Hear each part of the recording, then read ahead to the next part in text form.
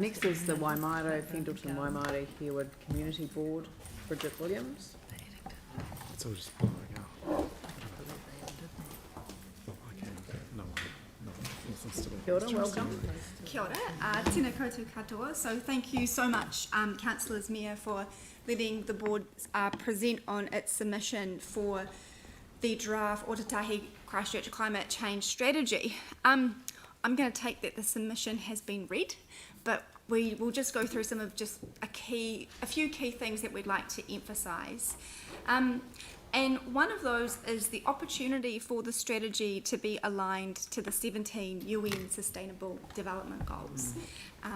We see that this is a framework, it speaks an international language. We're now in the decade of action as we signed up to these goals in 2015, so it's definitely crunch time. And we think it would be a missed opportunity if we didn't use this strategy as an opportunity to align to the goals, in particular Sustainable Development Goal 13, which is climate action. Another thing that we really want to advocate for is transparency and measurement, and being a requirement with the strategy. And what we mean by that is just to you can come up with creative ways to take community on the journey and be a part and engaged in the process to see how we're tracking as a city towards the 4 goals. So whether that is some sort of active barometer online that people can check in and see how we're going, just to create a bit of engagement and an inspiration towards achieving our goal. In terms of goal number 3, one of the things that we wanted to raise was the recommendation for school education around climate change and sustainability, but coupling that with wellbeing and climate grief training as well. It's no surprise that the younger generation is going through massive amounts of anxiety and climate grief, feeling like these issues are on their shoulders. So if we're going to be introducing education programs, just something that the board would like to also see is that wellbeing component as well. With regards to Program 1, this is building the foundation, partnerships and resourcing. We noted that there's establishing a leadership group with key stakeholder representatives, and the board just asks that diversity and inclusion is incorporated into that, and we'd like to know who would be a part of that, and we would expect there to be all representatives from different sectors, so that being youth, mana whenua, age concern, just to keep that in mind for the stakeholder group. For Program 6, Economic Transportation and Innovation, the board acknowledges the importance of working with Christchurch NZ and Canterbury Employees Chamber of Commerce to deliver a series of events and activities.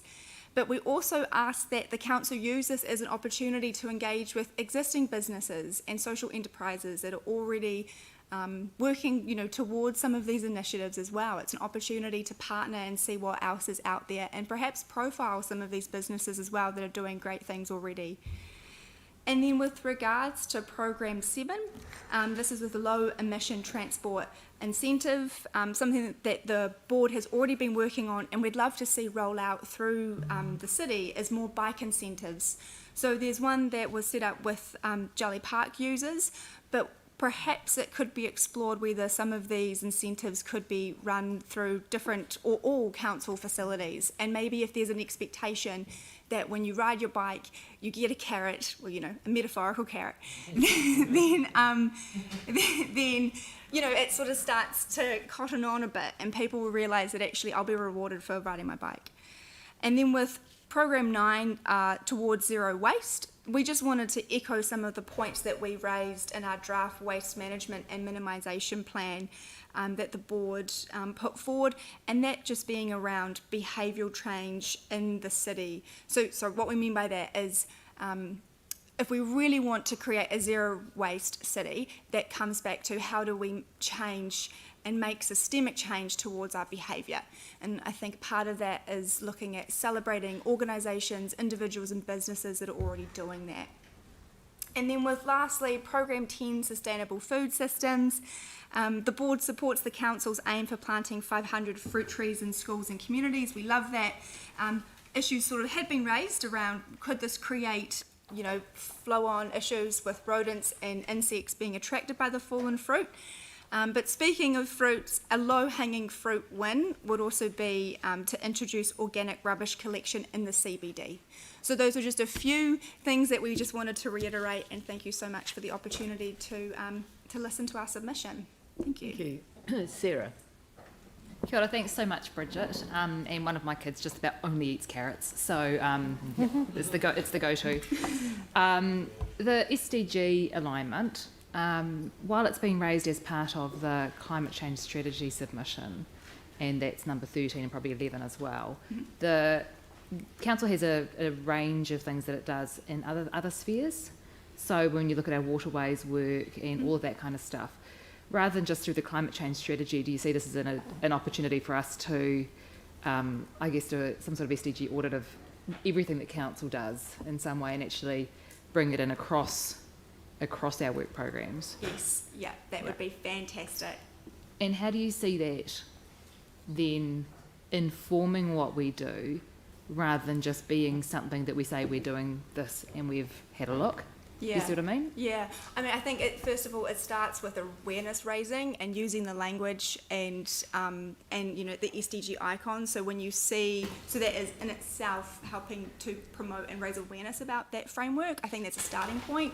But from there, it could also be with, when we talk, what program was it? Was it program 6? And talking about a series of events and activities. Maybe there's a way to also include sustainability training and awareness through that as well. So running SDG education programs within that training too. Yeah.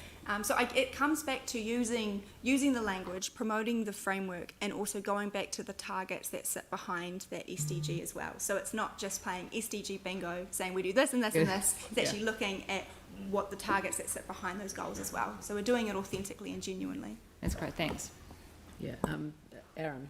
Yeah, thank you for raising the anxiety and stuff around any major issue that faces the world. This is obviously gets labelled quite a major one all the time, a crisis, an emergency, so on and so forth.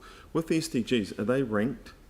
No, they aren't in order of priority. However, SDG 1, no poverty, probably takes pride in place because the SDGs, before that framework, was the Millennium Development Goals, and they were also a 15-year effort. So the MDGs look to address poverty, and the SDGs hopes to finish it. So there isn't one SDG that's most important, but if you did have to pick one, it's probably no poverty. Which is interesting because the UN economists, the working panel for climate change, put poverty at the top of the list, and the greatest way to reduce climate change is to reduce poverty globally, because it gives people options and ways out. Thank you for that. Have you listened to the economist group talk about the SDGs? The economist group? Yeah, appointed by the UN. No, I haven't, but I look forward to doing that when I get home.